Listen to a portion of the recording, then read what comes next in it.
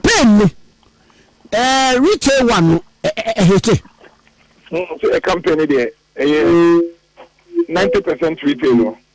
Okay. So far they so good. Dr. Mahmoud Bamia ne campaign star no one oguso odo constituency ni mo a one constituency key stakeholders edin komo or your community engagement on them maba nem frontier mebo shia edin komo ora edwum ene 24 echichia edin komo run parks or the drivers edin komo on 90th street edin refuse that's been the strategy, and then one of the Ababedru September August and that's the strategy we are sticking to, and from now to elections. Okay. More friends and friends more outline cost of living. Said yes, I didn't acquire. You're about me, be dear buyer. Whatever so now, what solve that issue? Fire somewhere. Let's say. See, legend idea dance say a free 2020. We are has been going through different kind of crisis at one point in time. In fact, at some point, Maya would be to say UK, any Germany near their crown. Omunya crisis. Germany, they do baby not some crown, Omunya be, and far and wind the oil, no, at the moment. And see, globally, no. There seems to be some economic crisis and a food crisis. The world is trying to get out of. Ghana, so the kakra akanye. And then the dance say a few year or two, you know, the mabo akosro, and ama the day-to-day life of the typical Ghanaian. No crapane say akosro kakra. What it means is that say open with the buying him or mining him now about for 2 about now what's it the normal idea about what so the two to say you have to have a solution to the cost of living because a idea about what here Ghana for it's as part of Dr. Mahmoud Bawumia and then a planning a strategy for Ghana the equation acquire the first one, you may reduce the cost of living in the country. Very crucial, very important. When you say your cost of living, there are some key things. The housing, the you better Ghana say the only rent and one something. If you are your utilities. Petrol name, fuel war, electricity war, any idea account. Yeah, transportation. When it comes to the cost and prices, transportation is crucial. And see, some way na Dr. Mahmoud Bawumia GD say obomodi na yeshene yet senate based on the iron in the past. And the car, you to me, no, so strategy in the few past each of these things. Oh, a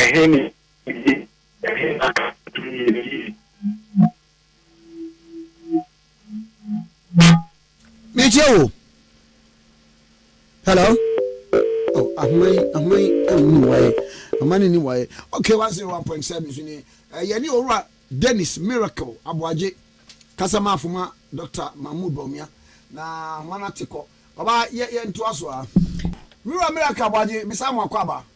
Wo fa mejo so. Ye nto aso a. Enti sa normal and 9 we and Dr. Mahmoud Bawumia gidi say eye crucial. Say to me enya eho ehia no na ye de ba ebeboa na cost of living akwama wonsem no etumi akofem kakra enti wahyehyɛ no ma bebre for example kuyayo say no ensase de wo bebre so ehun behia sɛ you bet to me maybe so I can't the eye that I know. Now to me I say okay now, especially when it comes to large scale farming. Large scale farming now, you bet to me and Yabano, any Niano, make a CM. Now it will be aboa or mine or waka how would be able to boost production. Looking at using lime, need to me improve the fertility of your soil. No, send a bear. To say my the air my kind of no. See the only some mind be what, for example, Brazil. A bua Brazil for bedia, 1 acre so bag of Bobiniano. A do a bohon and the Ayabina or 1 acre so Ghana. What it means is that Yama you care for no crampono, a show more bread because a Juma will be by 1 acre. I also bear 1 acre, a Juma crow and hoarding crow. But on the way you know in your bag do. Now who can bag me no? If you answer a woman your bag do no. Let's say just about the acre no mako enum. It's one more day no will be when him a doors sing or momo dear, but Omunya crossing. And see, yes, share a honor so near I introduce technology. Now yet me a bois, now you clear, you know, especially when it comes to large scale, no, it's me a call a nim kaka. And Ebium, Dr. Mahmoud Bamia is proposing, say, Development Bank Ghana, or Momejuma Cassia Bacopanas on Bepe funding.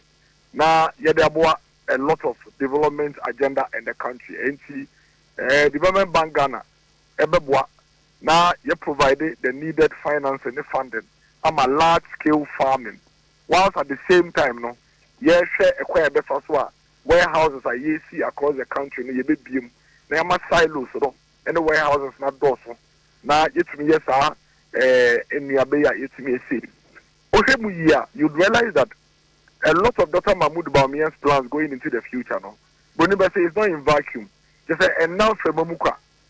Ewo enyina so ne niama yetimi aye so far no emu de he ena ko yie emu de he ena aka entumi ko yie enti de ko yie ne de ye bo ho ban enti planting for food and jobs eboa ekuafo dodo na across the country no ehe a fine bay na si ye hwe ne ye hwemukena dia ya ne mu de na timi akoyie si ye bo ho ban enti that would continue warehouse na yekuso ayesise no. We'll have to scale it up and upgrade it and improve and increase the numbers. Yes, you know, irrigation systems, you know, a fine car. Yen to me, ye manin cocoa see. For look down my cassie besia, a sunny economic challenges in yen to me every year, you know, or some of the so that irrigation system can come on stream to provide the needed irrigation for our brothers and sisters in the northern part of the country. And it's an influence some parts of the northern part of Omunya crisis. No? Me too.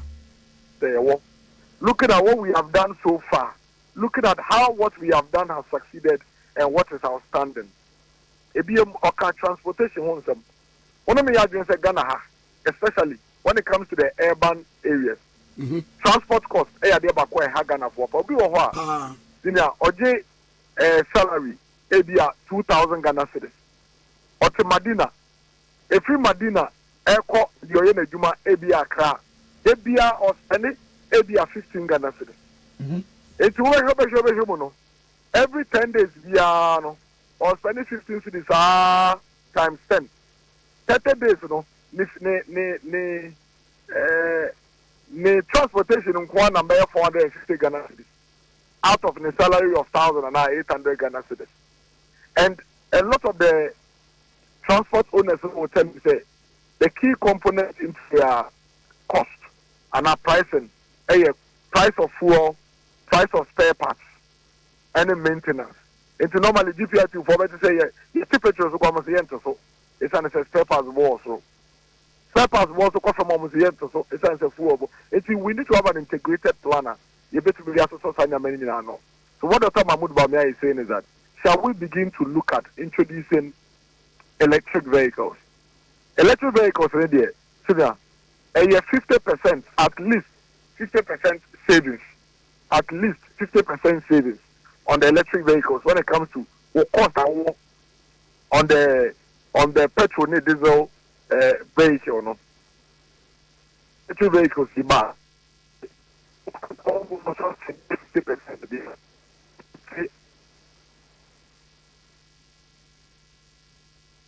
Agnes. I'm saying Amano anyway. Okay, 1.7. Aba. Yanko. Enti asema na make our brigade for ne bambo for the Kobo new finance ministry. So we open kuntabuo ambulance spare parts deal 34.9 million no. We open kuntabuo. Ye wo avenues. Sasa wo de yere. Efa. Now with the one dance here akọ. It be office of the special prosecutor. It be yoko. Be crown so de wobetimi asama wo mo e wo mrem na omadi. Na ya na ade ni nyina no there could be say asama wo ka no e no kore. But when you come to court evidence based. Okay. And now officer mo kobodom pem so ministry kun na e. Oyere. Yes, okay. So many police for clash. So say please for international. Enya venue is all come. Okay. You mama Cobra. Okay. Okay, 101.7 so in the again this. On the pay them fan network no. Enti electric vehicles no beboa na transportation cost up of enti no podium no can say by end of the year you expect about 100 of the buses are running urban way na abua. And the idea is to introduce a lot more of these electric vehicles to replace a lot of our vehicles that you are running on the petrol, diesel, so that the Yamaminu will cost out the tough one, because your friend is saying, Uncle petrol and diesel. And my understanding is that about 70% of that is gone. Electric vehicle, no, the maintenance and to say, petrol and diesel, and so almost about 50% a free hop, and that would lead and help to reduce the cost of transportation hugely in the country. Ebium adebakwa yesha eyana hydro fancy ye utilities. Which our transportation every after the wabefie no, or lights go bo, and so enenam evium, and you to be blaming ECG for the cost because production no so we are running a lot on gas thermal plants and at the NT production no so what we are looking at really is to introduce a lot of solar power into our national grid. And what the solar power is going to do is say no one fem kakra and cost no so akofem senebeya consumer no ne boy so tua no en cost bebre area no wo bebre nti ebe introducing kakra na etimi aboa. In fact, all the things Dr. Mahmoud Bamia is even encouraging. They say even households no krano you modo do na betimi akọ solar, and once you go on solar no your metering system bia so what solar no bebre na want to use why you can push it back into the national grid. Now yet me push it to add it. Because Miko Israel na ehono wo solar pa chese wo jina bia wo to ani fe ha chese solar wo use banam na na yetu use bi ba na tisi say ni boarding. I see those are things we need to look at and crack, but ultimately no the point is that gradually when we begin to shift towards solar no the end game when they say yebono ebeko FM kakra na say yako housing a dime bo rent bo abodin if you run for rent or more jeni ade no it all leads and adds up to your cost of living. And see one of the ways is looking at reducing that cost. Rental assistance scheme here or can one say me and rental assistance scheme in put there I mean they are sharp here that. And what he's saying is that we have to scale it up. Na enkosro, na emboa, senebeya, yebetumi, edi asoso Ghana for say. And then me no can say we are a brand here, we are bebu, we are Ghanaians. It's a child renter. We need to get that ho. How the betiano. utumi call rental assistance scheme no maboa no with your rent na fi wutia ne kakra e dey amomo thousands of people na so far almost to be benefiting, and it's one of the ways Dr. Mahmoud Bawumia is preaching say we need to upgrade it, increase the allocation to the rental assistance scheme so maybe everything aboa Ghana for going into the future. And then he's also spoken about providing shelters. I'm saying we see hostels Amakayai, ebi wa Shaman, ebi wa Madina, yesi bi wa Techiman, yesi bi nso wa Ashanti region, and we share ne kwabonten so na kwahwe bebia yeni onu mu bi da awo mu nso to no se rebe mu ni ade a we need to begin to find ways and means aye betumi aboa halfway iti enei afaka ye form wo hostel as I speak to you you training about 2 or 3 cohorts ebi mu da so ho aye training omo in skills development obewie no wenya adwuma ye owie no nya adwuma ye a obetumi akọ rental assistance scheme no akwaje rent support no da call rent na fe de oye na adwuma. We are also looking at making lands available within the urban areas, the busy areas, for large scale developers. Now omo develop here omo reserve a percentage, I think about 20 or 30% for low income persons. See, I mean, say according to Asia Yejuma. Auntie Asia Yejuma. Oh, say nipa ni bebre o ha Yejuma ewo Accra. Omo ti. Ninya eka ye traffic build up no. Enti adenti ne sika fon kwa na omo ntra cantonment ene laboni. Aban ewo nsase ni ade ho. Ye be ma developers develop. Oya oyi osisi adan ni wi a. Na wo de be 20-30% bia to ho. Ama low income for no mo so maje. No mo so motimi atinem. Na oda ye adwuma within the city center enwunya say obekọ echi. Ene ya reactivating state housing corporation. At some point they go. In fact, after the time I bought 2017, that state housing corporation they go. Ah, umuni e fe ni saying just take to akra omo basis ya dan. Ene okọ adenta or yarifa ni ade adan a omo sisi wo ho. In fact, state housing sisi adan across the country ama okọ western north.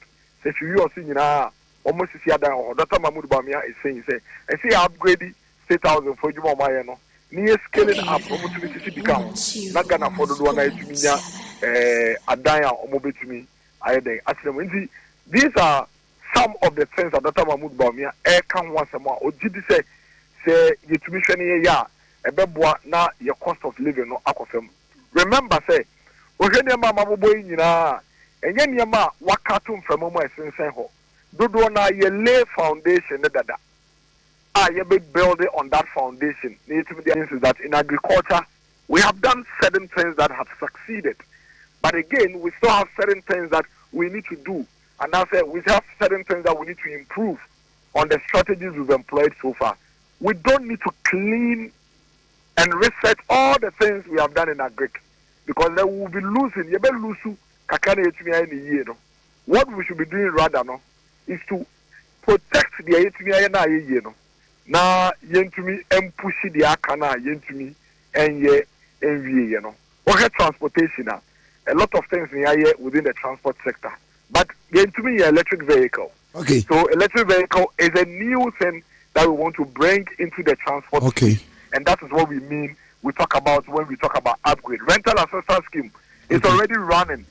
And what the Vice President is talking about is to upgrade it and to ensure, say, we would be improving it and increasing the number of beneficiaries. And that is what Dr. Mahmoud Bawumia is talking about. And yeah, Mamma was a partner, Miss Senior Panson Fama, and Ushana Admin Chazamano. Yamin Shaw, Mammy. Unshaw, so. Ora Dennis Miracle, Abuaje, Kasama for Ma, His Excellency. Said they are happy on Nigeria and they say Nigeria one the president or and your party and he was on about the president. Same party and now break age. Okay, fair. The only difference in say Gula Jonathan I saw on the own could be not your mama ya so they say maybe canon no canon. Eti Ghana no or see adwene or form. That is the point. Konya kukudro da because they see on Nigeria no. What you say Gula Jonathan onya kukudro on Nigeria da. Senko bepe president edi wo Nigeria. Jomama akeka Ghana fo animu ehu se sebi jama esibi ni yenu. Na nkade wo ye ka wo ferie e wo ani